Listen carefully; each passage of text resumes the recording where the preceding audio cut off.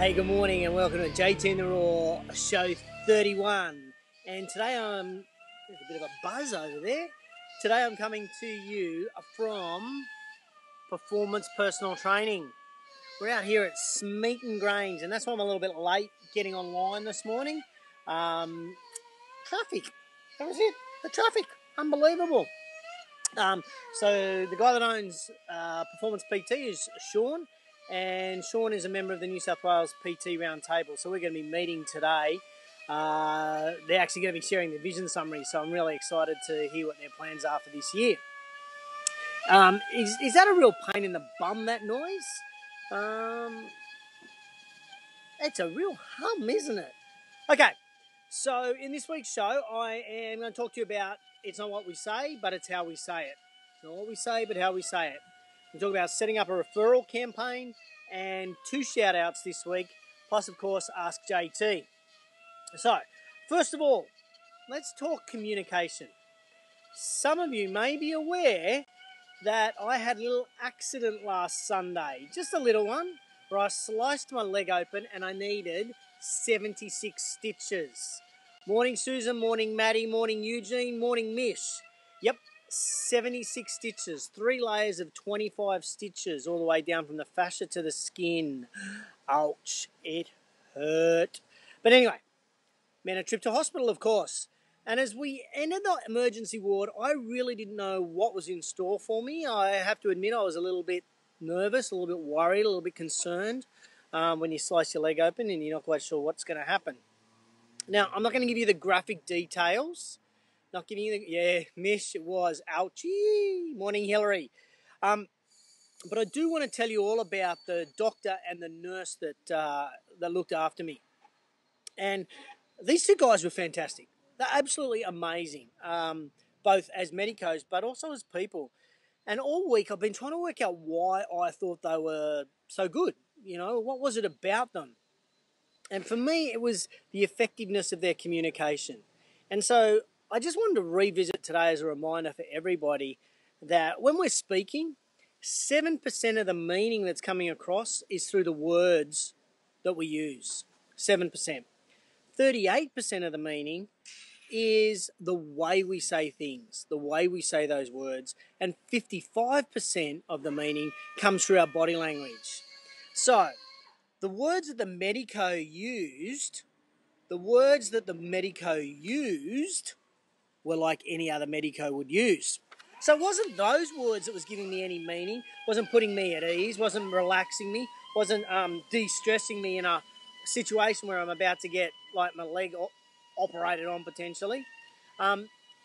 It was how they said it, and it was their body language, their professionalism. It helped me relax, helped me put me at ease because of the way they spoke to me. Not the words, but the way they spoke to me. And I think it's a great reminder for all of us, particularly if we're dealing with someone who's brand new to exercise. It's not the words that we say, it's how we speak to these people. And this is so critical to making them feel at ease when they're first walking into a gym, when they're first sitting down with a personal trainer, when they were as nervous or as scared as I was about getting my leg operated on last week. So I challenge you this week to really think about how you say things, how you look when you say those things, and how that impacts the message that you're trying to deliver. Okay, morning Helen Suvlis. Hi Rahabi, very funny. I got your message. Okay, gaining referrals. How many of you ask for referrals? If you're watching this either live or on a replay, I want you to hit the thumbs up button now if you ask for referrals. Yep, there's a couple coming through now. And when do you ask for it? Do you ask for it at point of sale? Do you ask for it during their membership, like at some point? Do you ask, during their tenure as a client? Is it programmed even into the life cycle of your customer? Tell me where you ask for referrals. Pop that in the comments. I'd love to know whether you do it at point of sale, whether you do it 1 week in as a new client, or whether you do it in like 10 weeks in as a new client. When do you ask for referral? Tell me, pop it in below. Morning Jessica, morning Alice. So the question I've got for you today is if you do get a new client or a member, as the direct result a referral from a current client or a current customer or a current member, what do you give them? What do you give the person that's introducing somebody? How do you say thanks? A Nielsen study in 2015 on the global trust in advertising found that 83% of consumers took action, whether that was to do research on a brand or actually buy something, based on somebody telling them about that brand, someone telling them about that product, i.e. a referral. So many businesses, many businesses, particularly in the fitness industry, will give some sort of thank you gift, like reduce their membership fees, give them some sort of kit, gives them some sort of free product. And all of these work provided they resonate with your client base. Let me give you an example. My mum does not drink alcohol, yet the people that she works with, a lot of tradies, they give her for Christmas wine, spirits, any other form of alcohol possible. And it means nothing to my mum. My mum sits back and goes, well, that's nice, but it doesn't really resonate for her. So if you are giving a thank you gift to a client, make sure it's a personalised thank you gift so that they truly value that gift. Okay, but research does show, which is quite interesting. Thanks, Mish, for sharing that. Thanks, Eugene, for sharing yours as well. Research shows that small rewards perform as good as large rewards. So sometimes we often think we've got to give them something massive to say thank you. We just have to acknowledge that there's been a referral.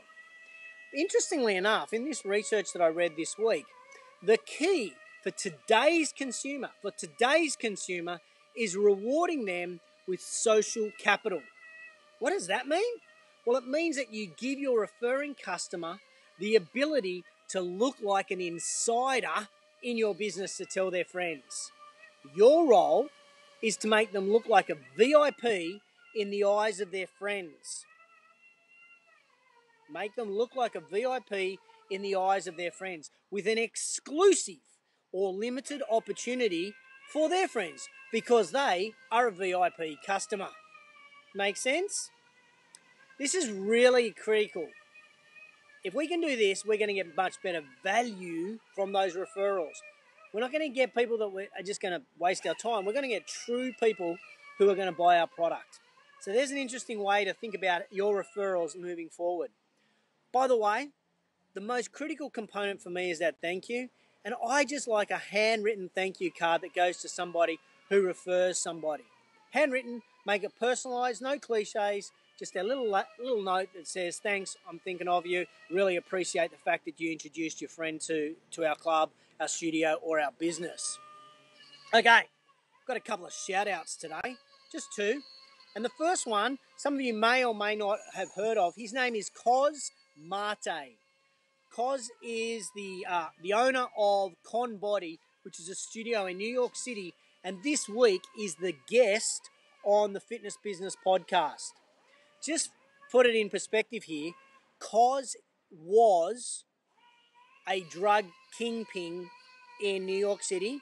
He went to jail twice, I think it was twice, and on his second time, they told him that he was going to die within 5 years, and his sentence was 7. And he made the commitment that he was not going to die in prison. And so he started exercising. In fact, he started working out in his own cell, a little 9-foot by 6-foot cell. What an inspiration this guy is. And his show this week on the Fitness Business Podcast, his interview, is truly inspiration for anybody in the fitness industry or anybody in life who just is looking to, overcome any sort of obstacles that are thrown in front of you. What Cos has achieved is quite amazing with Con Body. Check it out. If you would like the link, just pop in the comments below 88 and I'll send you the link to that show. Thanks, JT. Have to admit, we don't thank our referrals personally enough. Great. Thanks, I really appreciate you tuning in today and taking that on board. Okay, my second shout out today goes to my friends, colleagues, and good clients, which are the Victorian PT Industry Leaders Roundtable. Guys, I really want to thank you for your understanding this week. I wasn't able to get down and run Roundtable with you, which was the first Roundtable I haven't run. I've run 160 Roundtables with no cancellations. I've been in all sorts of conditions of health and sickness, but I just couldn't get down to you guys this week, and I really appreciate your support. I'm very grateful for that. So shout out to you guys. Thank you. Ask JT. This week, I've got a question from Scott, who comes from New Zealand, who asked me, in last week's show, last week's JTInTheRaw, you talked about adding value to the follow-ups to prospects. Can you please give me some examples? Of course I can, Scott.